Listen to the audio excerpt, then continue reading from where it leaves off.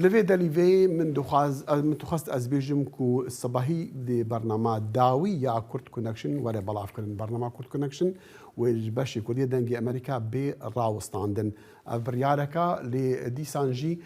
برنامج كودية دنجي أمريكا وكارماندن دنجي أمريكا وتيمي كورت كونكشن وبردام بين لسركاري خوا بشيوية كدي أو شيوية شوايا ده دجيفينا كا مدى دقل سروكا بشي باشور وشلاتي آسيا اف بحثات كلهم بدريجي وسدامين وي هاتن قوتن كا امي تشاوا يعني بتشي وي بردوامي بكاري وخا بكن هاسيرو ان قشو افكاري من الفرنج بو بتركو شمارا بيجاكا اوي تشابا قالك سباس داخل يعني داويا حرتشتي هي طيبات غافاكو بروجيك به لي بردواميا بروجي اندم دريج اوكو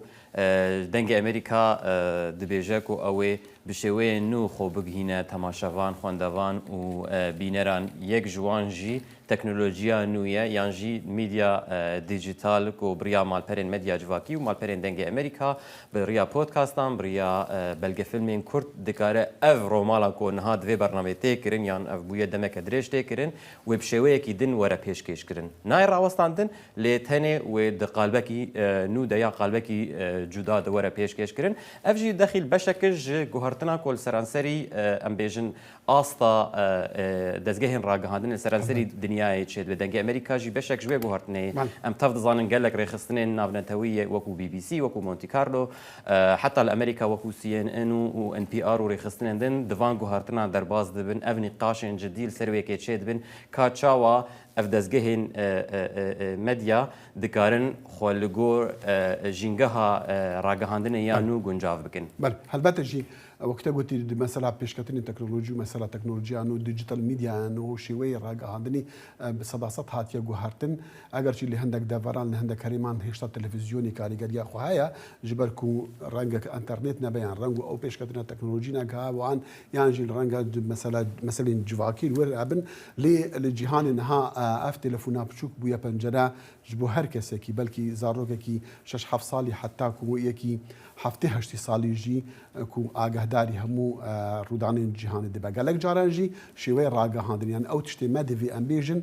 لسرویتی کرن سرویتی گوتن او زودتر دگاه خالکی بله افجي تشتكي يعني ابنائي وقتي كو تلفزيون ايدي نامينا يعني قالك جارا قالك ارجومنتين كو بهانتين كو راديو ايدي نما تيغو داري كرن لي براستي لتايبت ولاتي كو شر لي شيدنا ولاتي وكو تجي قوت كو مثلا الكتريك لتن بيان درفت لي بيدانا بن راديو جارا قدن ودغرو وجارا قدن كاريجر دبجبرلو ابنائي وقتي كو رولا تلفزيوني نامينا ام وكو تجي قوت ام تلفزيوني يعني نافاروكا تلفزيوني بالشويه كي دن بالشوازكي نو